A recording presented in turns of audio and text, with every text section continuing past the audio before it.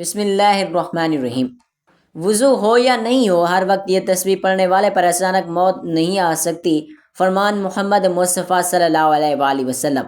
یہ تسبیح اللہ کی پناہ میں لے جائے گی۔ یہ تسبیح حفاظت کا حصار ہے، نورانی ڈھال ہے، گناہوں پر تلوار ہے اور جنت کا ذریعہ ہے۔ وہ تسبیح یہ ہے۔ محترم ناظرین، حضرت عثمان رضی اللہ تعالی عنہ نے فرمایا کہ نبی کریم صلی اللہ علیہ وآلہ وسلم نے ارشاد فرمایا، کوئی بھی بندہ یہ تسبیح 100 مرتبہ صبح اور 100 مرتبہ شام کو پڑھ لیتا ہے تو اس کو کوئی چیز زمین میں ہو یا آسمان میں ہو نقصان نہیں دے سکتی۔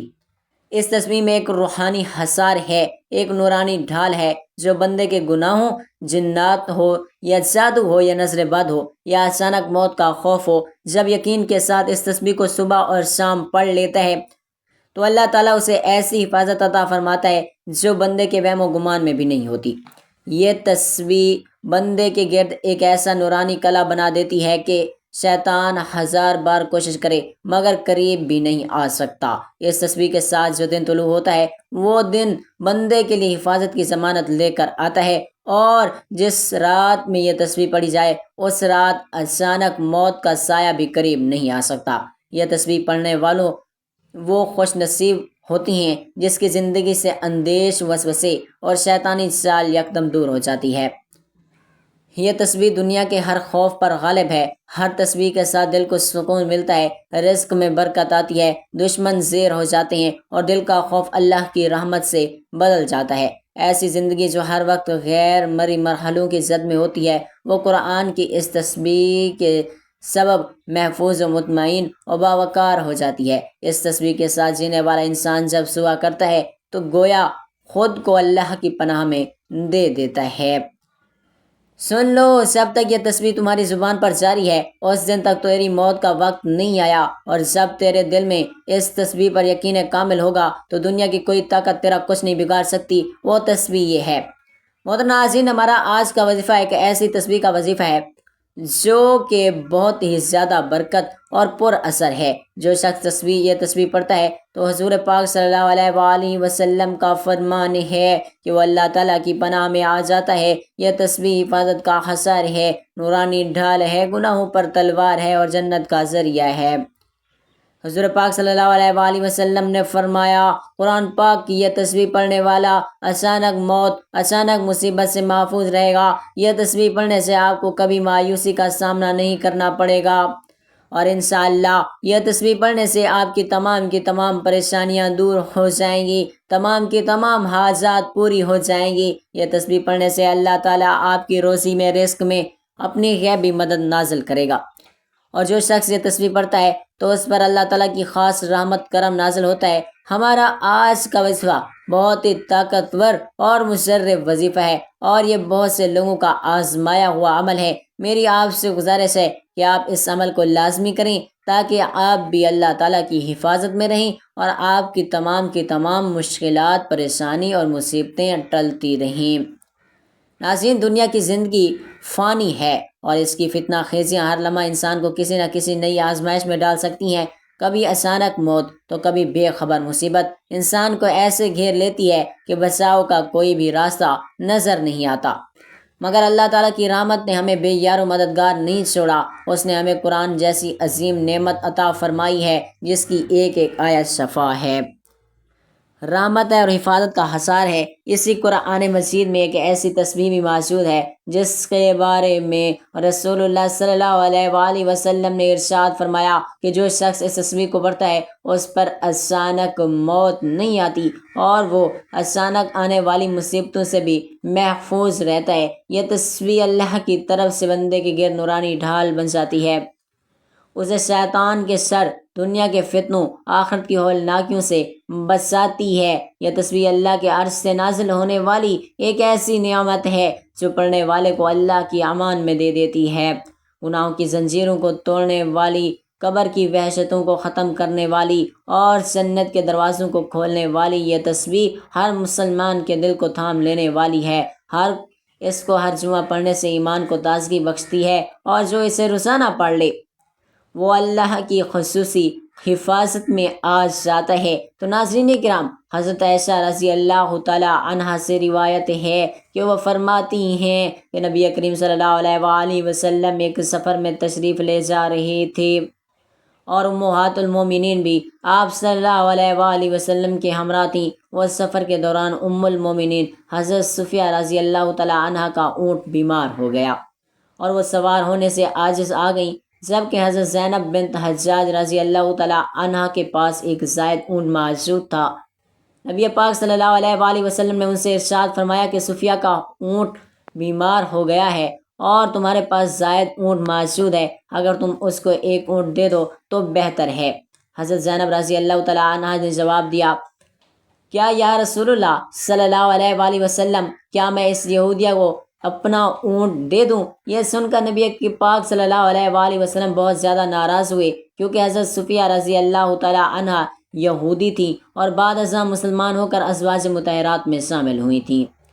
آپ صلی اللہ علیہ وآلہ وسلم نے حضرت زینب رضی اللہ تعالیٰ عنہ کی یہ بات سخت ناگوار سمجھی اور ان سے ناراض ہو گئے اور ان سے بات چیت کرنا بند کر دی۔ یہ واقعہ حجۃ الوداع کے سفر میں ذوالحجہ کے دوران پیش آیا تھا۔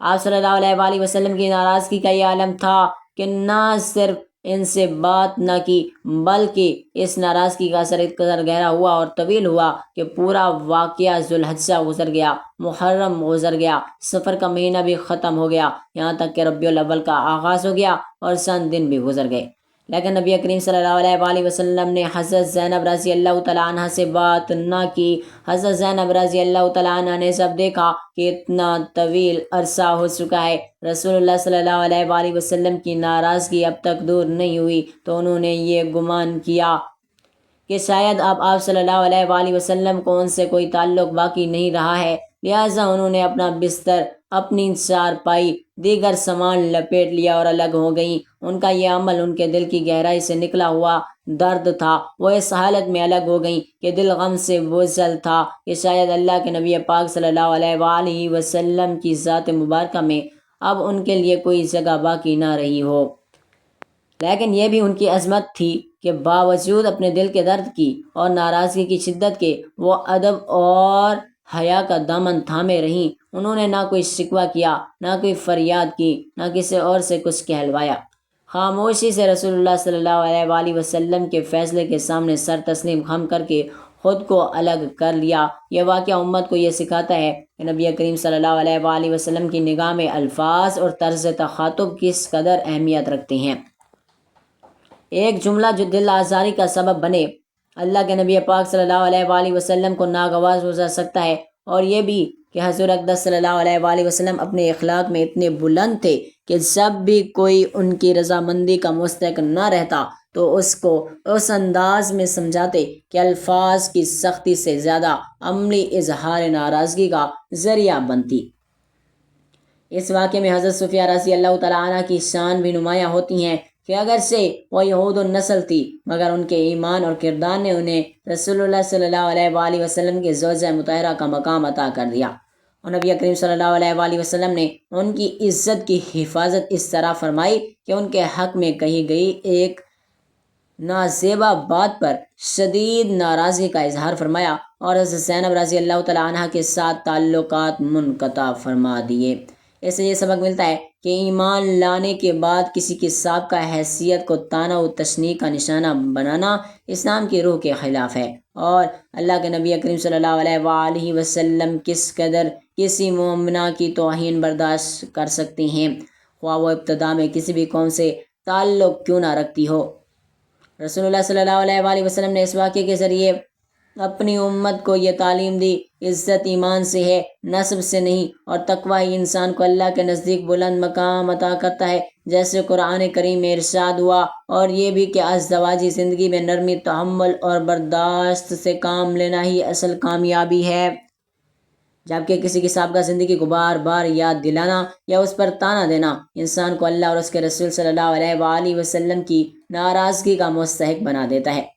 یہ واقعہ ہمیں آج بھی سکھاتا ہے کہ ہمیں اپنی گفتگو میں احتیاط برتنی چاہیے اور کسی کی سابقہ حیثیت پر اس کی موجودہ عزت کو کم نہ کرنا، خاص طور پر اگر وہ اللہ اور اس کے رسول صلی اللہ علیہ وآلہ وسلم کی اطاعت میں آ چکا ہو۔ اور جب یہ واقعہ اپنی شدت کو چھو کر گزر چکا تھا تو نبی کریم صلی اللہ علیہ وآلہ وسلم کی حیات طیبہ کا ایک اور واقعہ ہمیں اخلاق اور درگزر اور حکمت عملی کا بے مثال سبق دیتا ہے۔ یہ واقعہ حضرت ابو سفیان بن امیہ رضی اللہ تعالیٰ عنہ کا ہے، جو ابتدا میں اسلام کے سخت ترین دشمن تھے۔ غزوہ بدر میں مشرکین کی طرف سے ہوئے، غزوہ احد میں مسلمانوں کی خلاف لڑے، لیکن فتح مکہ کے موقع پر جب نبی پاک صلی اللہ علیہ وآلہ وسلم فاتحہ کی حیثیت سے مکہ میں داخل ہوئے تو سفیان بن امیہ بھاگ کر سمندر کی طرف جانے لگے تاکہ کسی کشتی کے ذریعے ملک سے نکل جائیں۔ حضرت عمیر بن وہاب رضی اللہ تعالیٰ عنہ نے حضور اقدس صلی اللہ علیہ وآلہ وسلم سے سفیان کے لیے امان اور طلب کی تو آپ صلی اللہ علیہ وآلہ وسلم نے فرمایا کہ وہ واپس آ جائے، ہم اسے امان دیتے ہیں۔ چنانچہ حضرت عمیر رضی اللہ تعالیٰ عنہ سفیان کے پیچھے گئے اور سمندر کے کنارے انہیں جا کر امان کا پیغام دیا۔ سفیان نے کہا، مجھے کیسے یقین ہو کہ محمد صلی اللہ علیہ وآلہ وسلم مجھے قتل نہیں کریں گے؟ حضرت عمیر نے کہا کہ اللہ تعالیٰ کے نبی پاک صلی اللہ علیہ وآلہ وسلم کا وعدہ کبھی جھوٹا نہیں ہوتا۔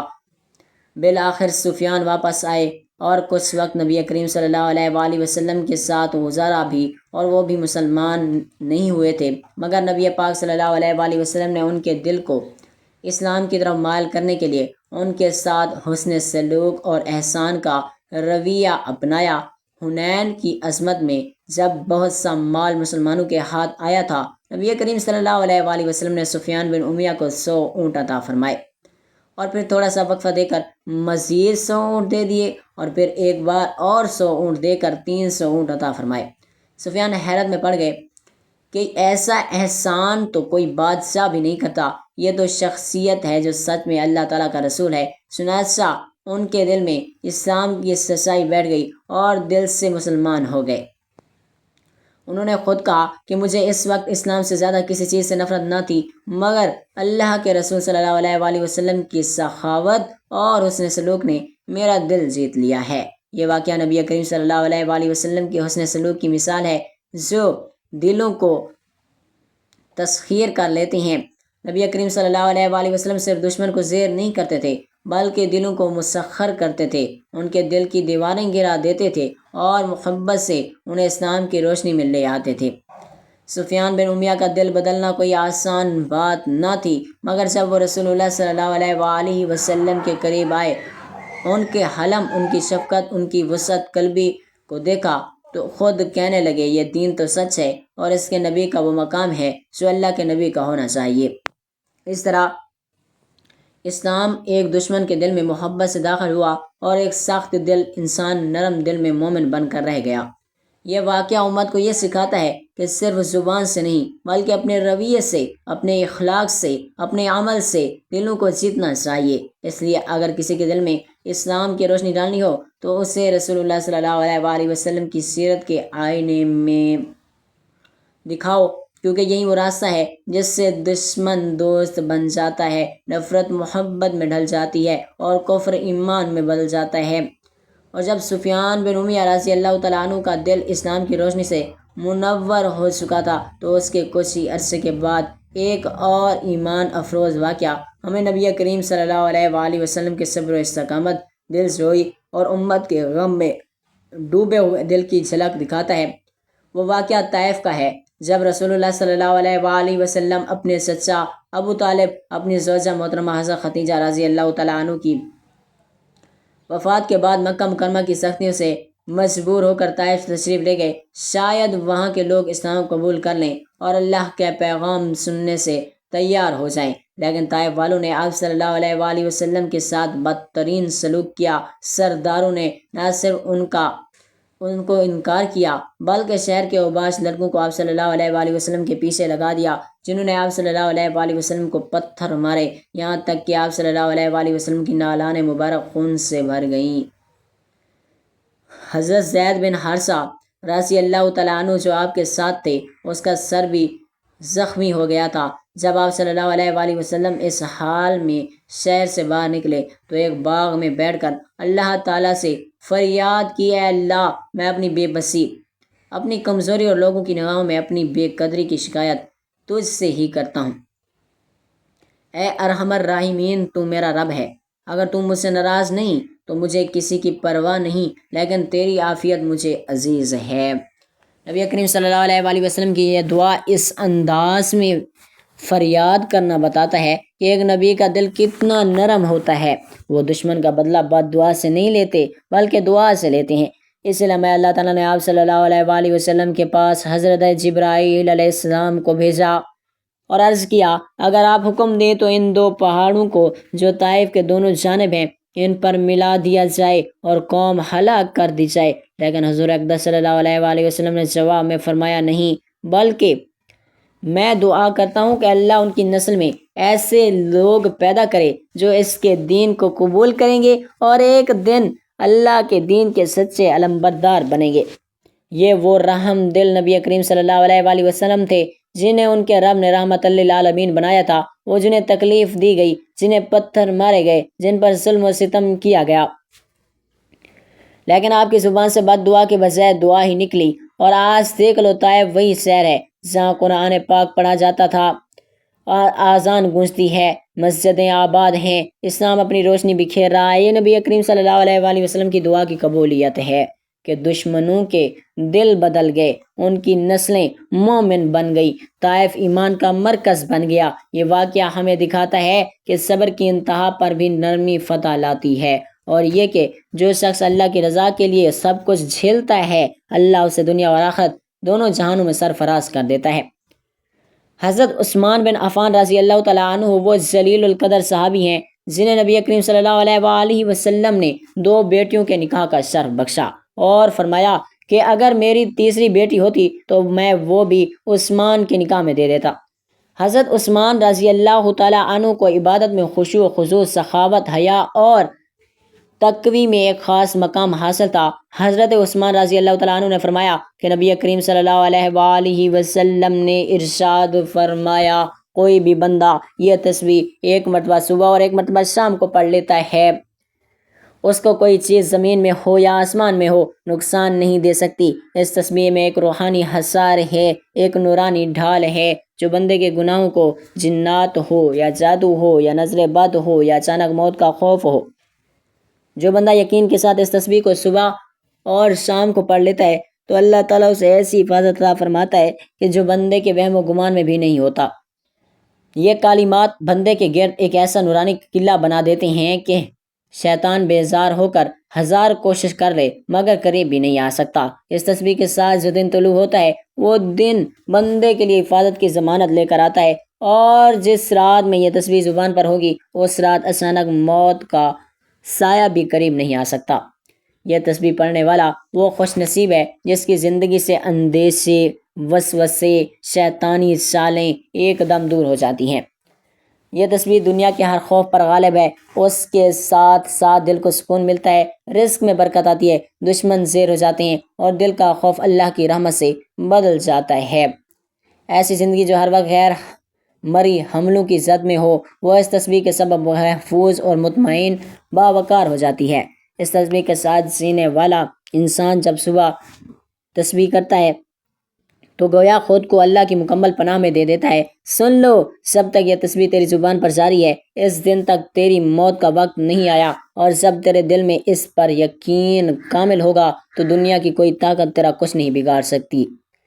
حضرت عثمان رضی اللہ تعالیٰ عنہ کی زبان پر اکثر ایک دعا جاری رہتی تھی جو رسول اللہ صلی اللہ علیہ وآلہ وسلم نے سکھائی تھی۔ وہ دعا یہ تھی، حضرت عثمان رضی اللہ تعالیٰ عنہ نے فرمایا کہ میں نے نبی کریم صلی اللہ علیہ وآلہ وسلم کو یہ فرماتے ہوئے سنا کہ جو شخص صبح کے وقت 3 مرتبہ اور شام کے وقت 3 مرتبہ یہ دعا پڑھ لے تو اسے کوئی بھی آنے والی مصیبت نقصان نہیں دے سکتی۔ چنانچہ حضرت عثمان رضی اللہ تعالیٰ عنہ نے فرمایا کہ جب سے میں نے یہ سنا ہے کہ اس تسبیح کو کبھی ترک نہیں کیا۔ ایک مرتبہ مدینہ کے اطراف میں وبا پھیلی، لوگ اچانک بیمار ہونے لگے، خوف کے سائے پھیل گئے، لیکن جن لوگوں کو یہ دعا یاد تھی اور وہ اسے یقین کامل کے ساتھ صبح اور شام پڑھتے تھے، وہ اس آزمائش سے محفوظ رہے۔ ایک شخص نے حضرت عثمان رضی اللہ تعالیٰ عنہ سے پوچھا کیا واقعی چند الفاظ اتنا اثر کرتے ہیں؟ تو حضرت عثمان رضی اللہ تعالیٰ عنہ نے فرمایا یہ الفاظ نہیں، یہ اللہ کا نام ہے۔ اللہ کے نام کے ساتھ کوئی چیز زمین میں ہو یا آسمان میں نقصان نہیں دے سکتی۔ یہ صرف دعا نہیں ہے بلکہ ایک روحانی حصار ہے۔ جب بندہ یقین کامل کے ساتھ اللہ کے اس نام کو اور قرآن مجید کی اس سورت کو صبح اور شام کا ساتھی بناتا ہے تو اللہ تعالیٰ اسے ایسی حفاظت عطا فرماتا ہے جو بندے کے وہم و گمان میں بھی نہیں ہوتی۔ حضرت عثمان رضی اللہ تعالیٰ عنہ کا یہ عمل نہ صرف ان کے لیے باعث حفاظت بنا بلکہ امت کے لیے بھی ایک ایسا خزانہ چھوڑ گیا جو قیامت تک محفوظ رہے گا۔ محترم ناظرین، اب ہم وظیفے کی جانب چلتے ہیں۔ وہ کون سی تسبیح ہے جو آپ نے پڑھنی ہے؟ تو میں آپ کو اس ویڈیو میں بتانے لگا ہوں۔ آپ نے سب سے پہلے حضور پاک صلی اللہ علیہ وآلہ وسلم کی ذات مبارکہ پر درود پاک کا نذرانہ پیش کرنا ہے۔ درود پاک آپ کوئی سا بھی پڑھ سکتے ہیں۔ ایک بار ثواب کی نیت سے میرے ساتھ بھی درود پاک پڑھ لیں۔ اللہم صلی علی محمد وعلی آل محمد کما صلیت علی ابراہیم وعلی آل ابراہیم انک حمید مجید۔ اللہم بارک علی محمد وعلی آل محمد کما بارکت علی ابراہیم وعلی آل ابراہیم انک حمید مجید۔ درود پاک پڑھنے کے بعد آپ نے ایک مرتبہ سورۃ الملک کی تلاوت کرنی ہے۔ سورۃ الملک کی تلاوت کرنے کے بعد آپ نے یہ کلمات پڑھنے ہیں: لا الہ الا اللہ العظیم الحلیم، لا الہ الا اللہ رب العرش العظیم، لا الہ الا اللہ رب السماوات و رب الارض و رب العرش الکریم۔ اللہ کے سوا کوئی خدا نہیں جو بہت بڑا مہربان بردبار ہے۔ اللہ کے سوا کوئی خدا نہیں جو بڑے عرش کا رب ہے۔ اللہ کے علاوہ کوئی خدا نہیں جو آسمان کا رب ہے اور زمین کا رب ہے، عزت والے عرش کا رب ہے۔ اس دعا کی آپ نے ایک تسبیح پڑھنی ہے اور اس کے بعد آپ نے آخر میں پھر درود پاک پڑھنا ہے۔ درود پاک پڑھ کے آپ نے اللہ تعالیٰ سے دعا کرنی ہے۔ انشاءاللہ اس عمل کی برکت سے آپ اللہ تعالیٰ کی حفاظت میں آ جائیں گے، آپ کی تمام پریشانی مصیبتیں ٹل جائیں گی اور اس عمل کی برکت سے اللہ تعالیٰ آپ کو جنت میں اعلیٰ مقام عطا فرمائے گا انشاءاللہ۔ محترم ناظرین، آپ کو کسی خبیث اثرات کا خوف ہے تو بس اس دعا کو اپنا لیں اور پھر دیکھ لیں اللہ تیرے لیے کیسے بند دروازے کھولتا ہے جنہیں تو نے کبھی سوچا بھی نہ ہوگا۔ یقین رکھ بس اللہ کے نام پر اور اس کی پناہ مانگ۔ یا اللہ ہمیں دین اسلام سے سچی محبت عطا فرما، ہمارے دلوں کو نور ہدایت سے بھر دے، ہمیں ہر خبیث، ہر وسوسے، ہر خوف سے اپنی حفاظت میں لے لے، ہماری صبح شامیں اپنی ذکر سے روشن فرما اور ہمیں اس کلمے کی برکت سے دنیا اور آخرت میں سلامتی عطا فرما۔ آمین یا رب العالمین۔ جزاک اللہ خیرا کثیرا۔ اللہ تعالی ہم سب کا حامی و ناصر ہو۔ والسلام۔